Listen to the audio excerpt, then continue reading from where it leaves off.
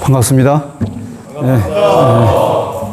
저하고 오늘 첫 만남이기 때문에 제가 지난 법회 때 법문했던 내용을 좀 말씀을 드려야 돼요. 이반 일리치의 죽음이라는 그 톨스토이의 소설이 있어요. 나중에 한 번씩 보세요. 별로 길지도 않고 어려운 내용도 아니고.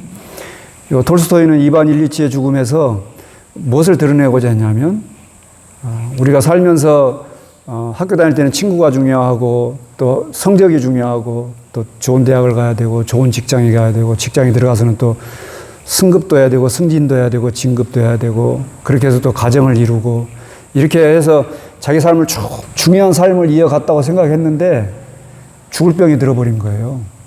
그랬을 때 당장 죽음이 이제 내 문턱에 딱 왔을 때 그때 진정 중요한 것은 무엇인가라는 질문을 던지는 게 이반 일리치의 죽음이에요. 그래서 제가 지난 법회 때 이 이반 일리치의 죽음을 설명을 드리면서 과연 우리 여기 앉아 있는 분들 가운데 죽지 않을 분이 어디 있겠는가? 생사라고 하는 게 들어온 숨 나가지 못하면 저승이고 나간 숨 들어오지 못하면 또한 저승이다. 생사라고 하는 것은 멀리 있는 게 아니라 죽음이라고 하는 것은 멀리 있는 게 아니고 바로 이 호흡지간에 있는 것이다라는 말씀을 드리면서 우리가 늘 중요한 것이 무엇인가라고 하는 것을 고민하고 늘 화두로 삼고 참고하고 살아야 되지 않겠는가라는 말씀을 드리면서 그러면서 이제 진리에 대한 말씀을 드렸어요. 여러분 우리 현실 세계에서 가장 강한 건 뭐예요? 우리 강철 부대 이런 것처럼 제일 센 게 강철 뭐 이렇게 얘기하잖아요. 자, 철은 고체입니까? 액체입니까? 고체입니까? 철은 고체다. 과연 철이 고체일까?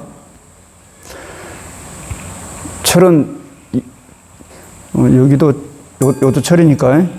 지금 이 상태에서는 고체이지만 여기에 열을 한 3000도씨의 열을 가하면 어떻게 될까요? 액체로 되겠죠? 여기다 열을 가하지 않고 압력을 또 엄청난 높은 압력을 가하면 어떻게 될까요? 또한 액체가 돼버려요. 자, 철은 고체일까요? 액체일까요? 우리는 철은 고체다.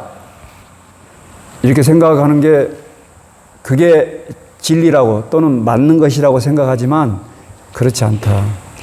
물은 위에서 아래로 흐른다. 과연 물은 위에서 아래로만 흐르는 것일까요? 물은 위에서 아래로 흐르다가 아래에서 위로도 가요. 그래야 다시 모여서 구름이 다시 모여서 또 비로 내릴 거 아니에요? 그러죠? 물은 위에서 아래로 흐른다. 이거는 반은 맞고 반은 틀린 말이에요. 진리가 아니에요. 이렇게 어쩔 때는 맞고 어쩔 때는 틀리고 이렇게 어쩔 땐 맞고 어쩔 땐 틀리고 이 어쩔이라는 이것이 무엇을 얘기하느냐? 인연을 얘기해요. 그래서 인연법은 진리예요. 인연으로 말미암아 일어난다는 연기법은 진리예요. 근데 그 연기에 의해서 드러난 이럴 땐 이렇고 저럴 땐 저렇고 이렇게 바뀌는 것은 진리라고 할 수가 없어요. 그렇게 이럴 땐 저럴 땐 할 때 그 인연들에 의해서 바뀌는 이거 바뀌는 걸 변한다 이러잖아요. 그걸 무상하다 그래요. 무상한 것은 진리예요. 변한다고 하는 것은 진리야. 이것이 고체일 수도 있고 액체일 수도 있고 물이 얼음일 때는 고체고 물일 때는 액체고 기체일 때는 기체고 수증기로 올라갈 때는 기체고 이렇게 그때 인연 따라서 바뀌는 것. 이거 변하는 것은 진리예요. 변한다는 사실. 그리고 그렇게 인연에 의해서 바뀐다고 하는 그 인연법도 진리예요. 그러니까 진리와 진리 아닌 것을 잘 구분할 수 있어야 돼요. 그 진리의 성질은 뭐냐? 항구적인 것이고 시간적으로 영원성이요. 항구성이 있어야 되고 두루 보편한 이 보편성이 있어야 되는 것이 진리다라는 말씀을 지난 영상에서 법문해 드렸어요. 궁금하시면 지난 영상을 보세요. 네. 자, 넘어가겠습니다. 어제 우리 법사님들도 다 함께 자리했었는데 어제 광화문 광장에서 한 3만여 명의 우리 불자들이 모이셔가지고 국민 수계, 국민 5개와 그다음 스님들께 공양을 올리는 승보 공양과 마지막에 선명상 대회 개막식을 어제 했어요. 다행스럽게 제가 요 단 위에, 단 중에서도 가장 높은 곳에 위치할 수 있어가지고 어제 제가 찍은 사진입니다. 이렇게 야단 법석을 펼쳤어요. 밖에다 단을 세워가지고 법의 자리를 마련했다. 이게 야단 법석이에요. 여러분들 우리 보통 하는 말 중에 야단 법석 피우지 말아라 이렇게 얘기하는데 사실은 법당이 이게 좁다 보니까 많은 대중이 모이려면 야단 법석 해야 돼요. 그래서 부처님께서 대개 법문을 이제 기원정사라든지 중림정사라든지 이런 정사에서 법문도 많이 하셨지만 밖에서도 많이 하셨어요. 그걸 정말 야단 법석을 하셨어요. 근데 한 번은 부처님께서 깨달으신 곳이 어디예요? 부다가야예요. 부처님께서 깨달으신 곳은 부다가야. 그 부다가야는 조그만 마을인데 그 부다가야가 소속되어 있는 큰 도시가 있는데 거기 어디냐? 가야예요, 가야. 합천에 인사가 있는 산이 무슨 산이에요? 가야산이에요. 우리 법사님 두 분이 다 가야산 지금 출신이에요. 그 가야산에 가야가 인도에 가면 가야가 있어요. 가야라는 도시가 있고 그 가야라는 도시에서 좀 더 가면 부처님께서 깨달으신 부다가야가 있어요. 그 가야에 가야산이라는 산이 있어요. 부처님께서 한 번은 그 가야산에 오르셔가지고 이렇게 마을을 쫙 보는데 마침 석양역이었어. 석양이 이렇게 쫙 지다 보니까 정말 붉게 석양이 물들었어요. 근데 그걸 보시면서 부처님께서 세상에 불타고 있다라고 말씀하셔요. 세상이 불타고 있다. 이제 석양을 보면서 아름다움을 감상하셔야 되는데 갑자기 불타고 있냐라고 말씀하셨냐. 두 가지 의미가 있어요. 하나는 그 당시 때 가섭삼형제라고 배화교, 불을 숭배했던 사람들을 이끌었던 그 가섭이라는 삼형제가 있는데 이 삼형제를 교화를 했어. 여전히 사람들이 불을 숭배하는 그런 종교에 갇혀 있는 거예요. 지금도 인도에 가면 겐지강 강가에서 푸자라고 불을 가지고 이렇게 불을 숭상하는 의식을 지금도 해요. 힌두교에서 하는 의식이야. 그러니까 사람들이 진리를 알지 못하고 불을 숭상하는, 그렇게 해서 불이 불타고 있다라고 세상이 불타고 있다라고 말씀하신 하나가 있고, 이제 경에 보면 불타고 있다고 말씀하시면서 뭐가 불타고 있느냐? 내 눈이 불타고 있고 눈에 보이는 경계가 불타고 있다. 그리고 눈과 경계에서 이루어지는 그 눈의 의식이 불타고 있다. 이렇게 아니 비설 신의가 불타고 있다고 말씀하시고 그 다음에 뒤미쳐서 뭐라고 말씀하시느냐? 탐욕에 의해서 불타고 있다. 분노에 의해서 불타고 있다. 어리석음에 의해서 불타고 있다. 이렇게 말씀하세요. 어제 저는 이 야단 법석에 앉아 있으면서 어제 그 법문이 생각이 났어요.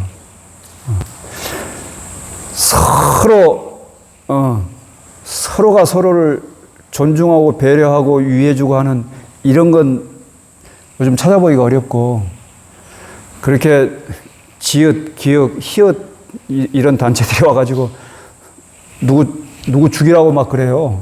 누구 잡아 넣으라고 그러고, 또 그 옆에 또 반대편에서는 또 누구를 또 잡아 넣으라고 또 막 그렇게 하고, 서로 분노에 차가지고 세상이 불타고 있다.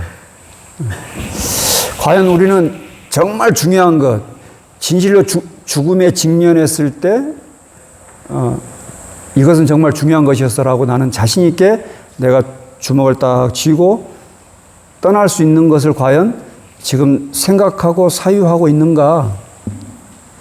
어제 야단 법석을 하면서 그 생각을 했어요. 그래서 그렇게 탐욕에 불타고 있고 분노에 불타고 있고 어리석음에 불타고 있는 이 대중들에게 부처님께서는 무엇이 중요하다고 말씀하셨을까? 또는 역대 성인들은 무엇이 중요하다고 말씀하셨을까? 여러분, 존리라고 혹시 아세요? 존리. 알면서 모른 척하고 있어요. 돈에 엄청 관심 많으면서. 존리라는 사람이 미국의 증권 시장에 있다가 우리나라 와가지고 메리츠 증권에 가가지고 우리나라 사람들한테 지금 계속 주식을 해야 한다라고 계속 강조하는 분 있잖아요. 주식으로서 자기 재산을 늘려야 되고, 애들 학원 보내지 말고 주식을 빨리 가르쳐라. 학원 보낼 그 학원비 가지고 주식에 투자해라라고 가르치는 분이 있어요. 물론 이제 경제관념을 깨야 된다라는 그런 관점인데, 요즘 사람들이 다 주식이나 모건 하우젤이라고 돈의 심리학이라는 책을 쓴 사람이 있어요. 들어보셨어? 재미 하나도 없네. 한번 보세요. 돈의 심리학이라고 모건 하우젤이라는 사람이 있는데, 이 사람은 미국에 이제 이렇게 증권가에 있는 사람이에요. 근데 어떻게 해야 돈을 잘 벌 수 있는지를 써놨어요. 돈을 쫓아가지 말아라. 이거예요. 저축 잘해라. 저축 잘해라. 핵심은. 그 다음에, 돈의 속성이라는 책을 쓴 김승호라는 우리나라 분이에요. 돈의 속성이라는 책을 보면 역시 그분도 절대 돈을 쫓아가서는 안 된다. 내가 하고자 하는 일, 내가 해야 하는 일들을 잘하고 저축 잘하고, 이런 그 돈의 속성에 대해서 쓰는 분이 있어요. 내가 이 얘기를 왜 하느냐. 요즘 사람들이 돈에 대해서는 엄청 관심 많아. 잘 먹고 잘 사는 것. 요즘 또 각자 도생 요즘 이래가지고 막 어떻게 하면 돈을 잘 벌건가에 대한 관심이 엄청 많잖아요. 근데 역대 성인들은 부처님 당신도 비구의 삶을 사셨고, 제자들에게도 비구의 삶을 살도록 말씀하셨어요. 비구가 뭐예요? 비구. 이건 인도 말이고, 한문으로는 걸승이에요, 걸승. 거지 스님, 이 말이에요. 빌어먹는다, 그 말이에요. 거지는 가진 게 있어요, 없어요? 없어요. 가진 게 없어. 부처님은 가진 거 없는 걸 말씀하셨고, 공자님은 한 2,500명 정도를 늘 이렇게 대동하고 다니셨어요. 근데 엉캉 그때 흉년이 들었는지 어쨌는지 좌우지간 그래가지고 진나라를 갔는데 다 지금 굶어 죽게 생길 상황이에요. 눈은 내리고 날은 춥고 굶고 이러다 보니까 공자님 제자 중에 자로라고 아주 성질 급한 성질 사나운 제자가 있었어요.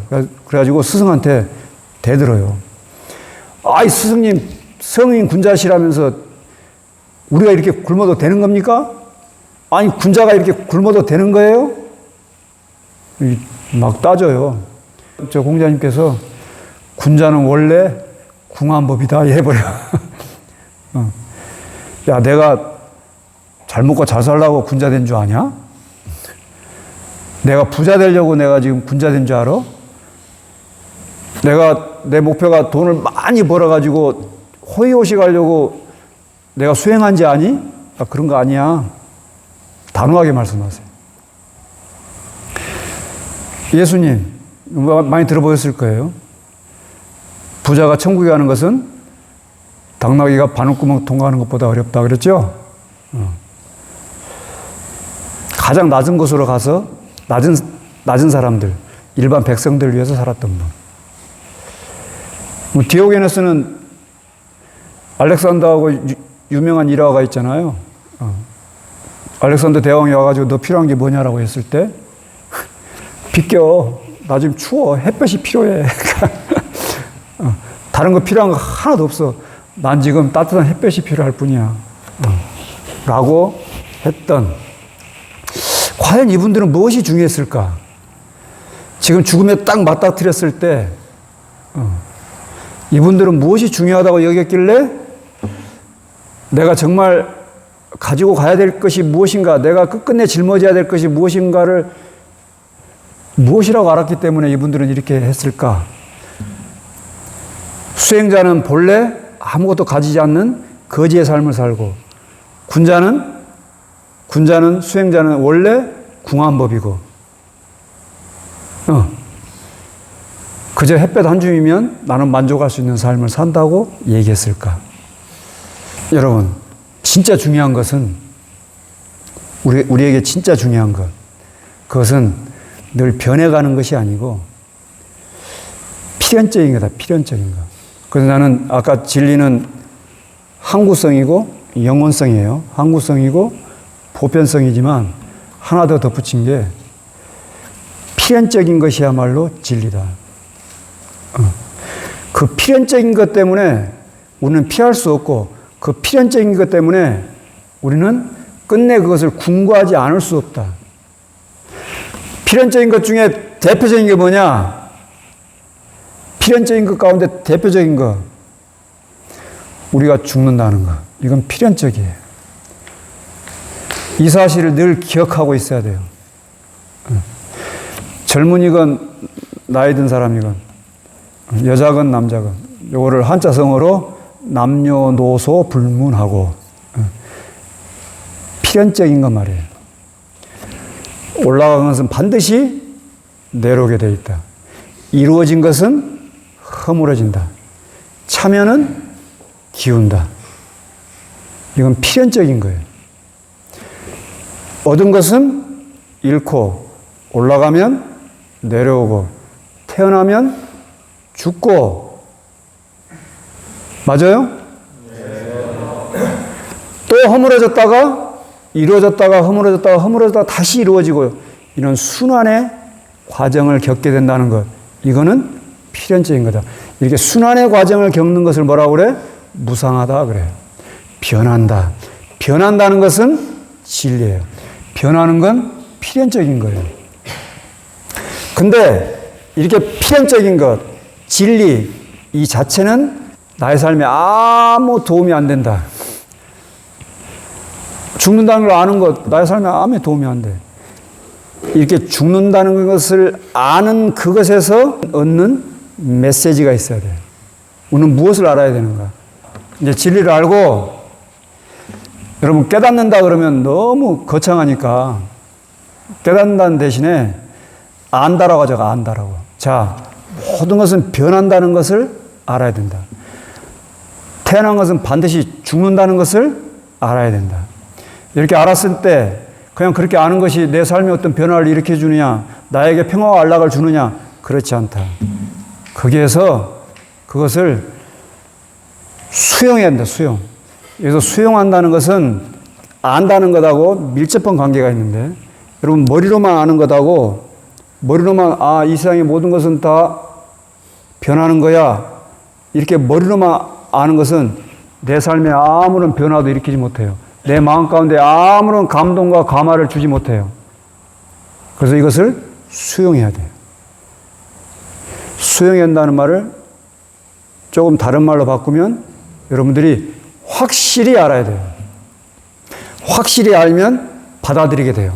근데 여러분, 지금 우리가 죽는다는 걸 알아야 됩니다라고 얘기하는데도 내가 죽을 걸 이미 머리로는 알 수 있지만 지금 당장 죽음에 대해서 여러분들이 받아들여집니까?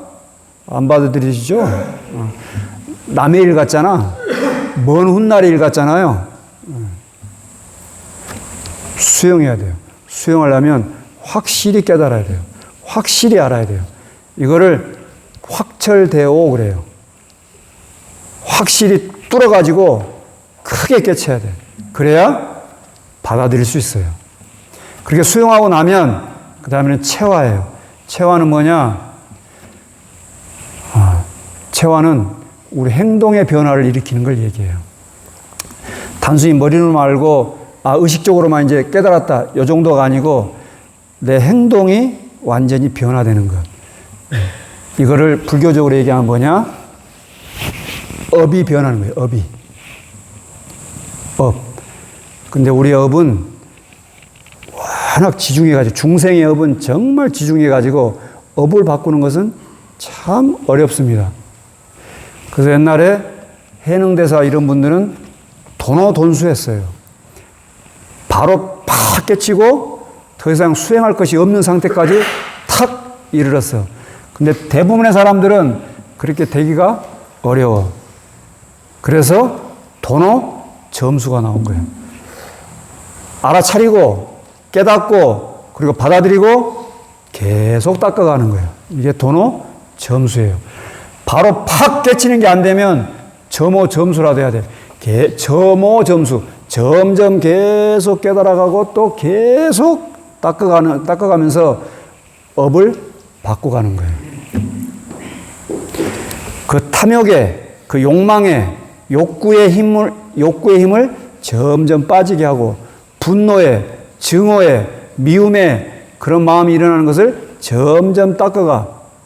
모든 것은 변한다는 것을, 웃는 죽는다는 사실을 늘 기억하면서. 아시겠어요? 네. 깨닫고, 알고, 수용하고, 체화하고, 이렇게 해서 이제 비로소 우리의 육안, 지금 가지고 있는 게 육안이거든. 이 육안에서 천안을 얻고, 천안에서 해안을 얻고, 지혜의 눈, 요 해안에서 법안을 얻고, 진리를 볼 수 있는 눈, 그걸 법안이라고 그래요.